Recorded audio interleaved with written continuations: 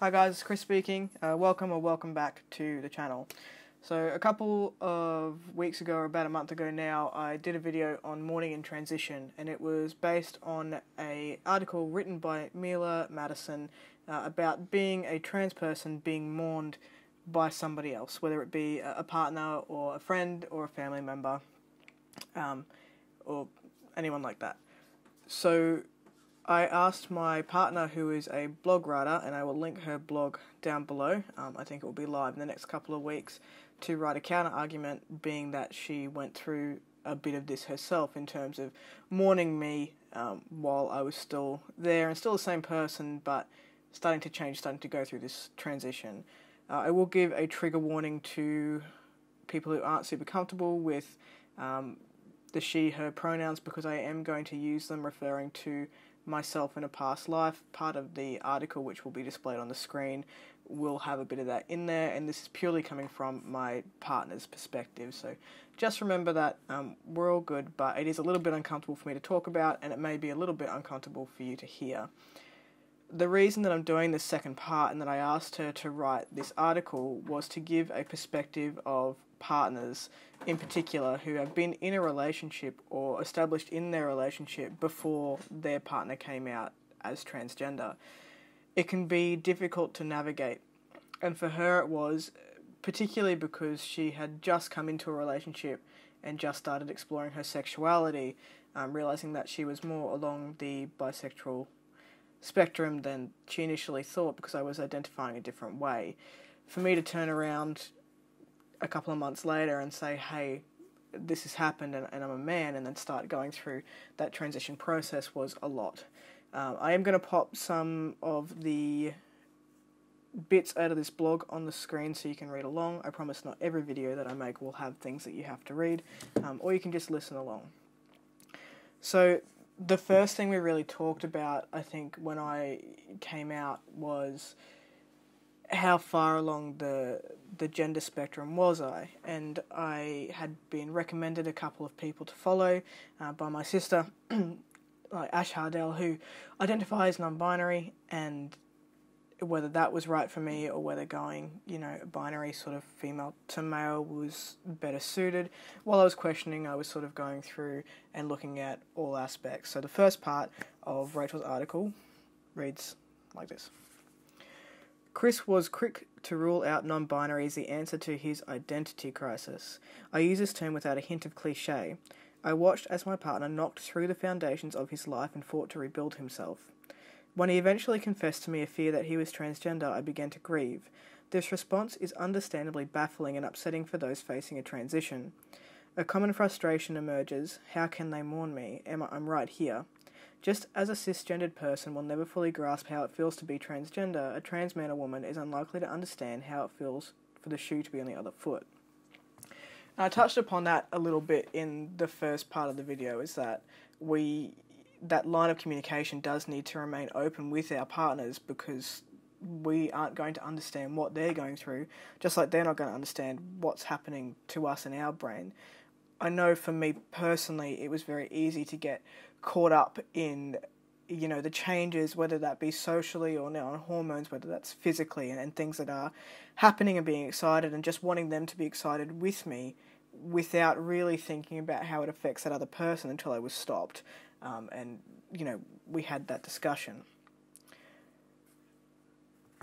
So, this is where it gets uncomfortable. Rachel writes, dread and uncertainty. These were the only two emotions I felt when Chris told me that he was trans. Dread and uncertainty. These words are not commonly found in a supportive partner's handbook. I knew they were extremely unhelpful emotions to have at the time, but I felt them nonetheless. I tried in vain to pinpoint where the shift had come from and to understand why, in his mid-20s, my partner suddenly felt wrong in his own skin. He explained to me that this had been a part of his life for a long time, albeit largely unacknowledged and misunderstood. I tried to swallow my shock and threw my earnest support behind him, told him it wasn't a big deal and it didn't matter how he presented or he identified, I would love him all the same. It wasn't a lie, but I severely underestimated the effect this transition might have on me. And I didn't know that maybe, just maybe, dread and uncertainty were perfectly normal stepping stones towards acceptance and support. I know that Rach went online, I think to Reddit as well, just like I did, and wrote up something for trans partners, and she was welcomed with a lot of positive feedback from, I guess, a partner's point of view.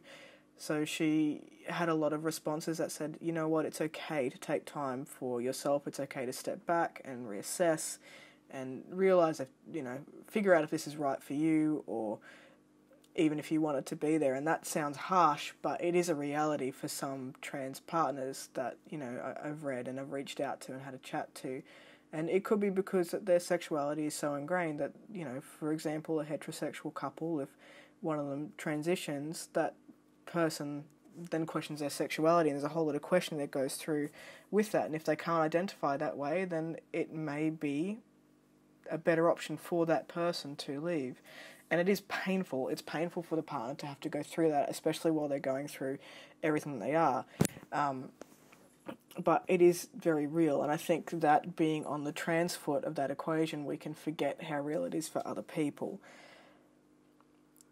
When I came out to Rachel, I think we were about 3 months in, and we had started questioning, and I jumped on the train at full force, and I went very quickly, so things started happening. So we've been together nearly 18 months now, and over a year of that has been spent socially transitioning and now into a physical transition. So Rachel writes, I tried to manage the dizzying pace of it. Only several months prior, I'd been Googling same-sex marriages in my state, and now my partner was wearing binders and legally talking about changing his name. For us, it feels like it's been a long time coming. Talking about myself there, not anyone else. It felt like once I'd started questioning my entire life, it was right, and it was time to get the ball moving. I didn't realise how quickly that would happen for somebody else. So I went from joking about having a binder to trying it out to wearing it for 16 hours plus a day and not leaving the house without it on. And I couldn't function outside of the home without that being on my body. And it's hard for a trans partner, particularly in my situation. Rachel would question why it was on me, why I was doing it when it was hurting, and didn't understand that sort of dependency on those sort of items. She goes on in the same paragraph to then say, seemingly each week there was a new revelation and another discussion or series of facts presented to me. I barely had time to recover or process the idea of one aspect of him changing before another more overwhelming idea was put to me.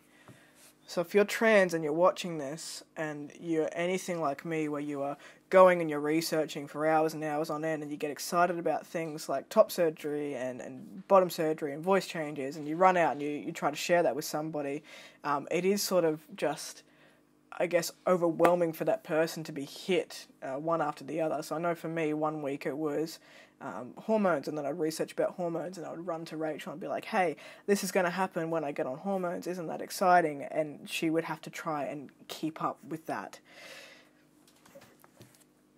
I am going to go into the part of this blog where Rachel refers to me as a she, because it was her experience, and she had a moment in a park where she was crying when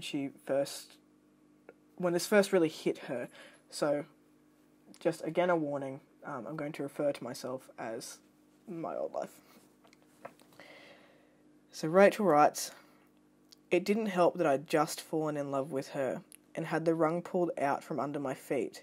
I once swore I could never be in a relationship with a woman because I thought that I needed the yin-yang balance of a male to my female. Chris provided that sentiment to be utter bullshit. I fell in love harder than ever before in my life and experienced a sexual awakening of sorts. Chris was the first woman I had been with beyond experimentation, and I acknowledged that I was further along the bisexual spectrum than I'd been willing to accept. A piece of my own identity fell into place, and the chemistry I had with Chris was next to none. It's hard to put into words, but our dynamic felt more authentic to me than anything I'd experienced in a heterosexual relationship. Her spellbinding androgyny was blended with a sharp and unapologetic personality. She was like a thunderbolt down my spine, and the first time I told her that I loved her, I could barely breathe with it.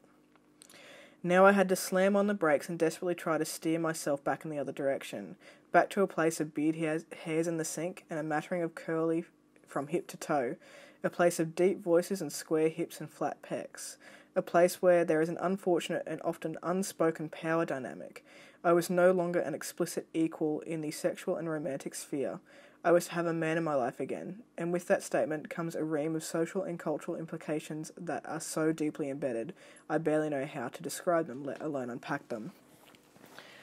This is something that I struggled with and something that I've had to talk to her about a few times, because I think that in this day and age we can make our own definitions of masculinity versus femininity. I do acknowledge that there is a lot of societal pressure to have things in one box versus the other box, and sometimes it's hard to break apart those boxes into spectrums. For me, it's kind of hard hearing that, because I haven't changed. I don't feel like I've changed in personality at all. Just I'm feeling more comfortable with myself, and things like my voice and my body are changing physically, and that's something that she's coping with. But for her, because of how, she was raised and how her parents were raised and whatnot, it goes back quite a bit further than that, and there are those societal implications. So she has talked to me a couple of times about how she feels like there's a shift in our power dynamic, and it's not anything that I've done, it's just because that is so ingrained, and that's something that we need to work on. I have invited her to come along to my gender therapy session, or sessions. This will be the second one that she's coming to in the next few weeks, just so that she can also have a third party to talk to this about when it's not just me as a sounding board. And I think that's important. If you've got a trans partner that is supportive and sticking with you for the journey, that's awesome, but remember, they may not be telling you that they're struggling with it, and it's important to ask them and check in on them as well. Rach said, I mourn the disappearance of all that she was. It was worse than a breakup. It felt as though she were about to pass, and I grieved the inevitable, impending and irreversible loss. What's worse, it felt like the very same person had taken her from me. For a while I felt deceived, maybe even cheated. The person I fell in love with, the identity we shared, and the life we envisioned was all being ripped out of my hands. I think that, particularly for Rachel and some other people, you create a narrative when you go into a relationship, and you envision what that future is going to be like she said, where, I entered this relationship identifying as female, and whilst I was questioning, I hadn't switched yet, so I kept that identity. So there's a lot to take in. And not just for your partners, it can be for other people as well. This was just her experience that I asked her to write. As I said before, there is a lot more in that article, so if you want to read the full thing, you're more than welcome to. So, Rachel's website is rebelwithoutaclause.com. It is an important topic, albeit uncomfortable for both the trans person and the trans partner, but make sure you're checking in on them, make sure that they're checking in on you, and just keep that line of communication open. That's it for part 2. I probably won't make a video on this for a little while, but maybe we'll check in after I've been on hormones for a little while, and after that therapy session with Rach, and just to make sure that we're okay. I would highly recommend seeking out some form of counselling for you and your partner to see together, whether that's the same person that you as a trans person are seeing or not. That's up to you, but it has been beneficial to have Rachel speak to someone that I've been working with for over a year. Alright, that's it. If you made it to the end, thank you for watching, and I'll catch you next time. Okay, bye. Yay, we're done.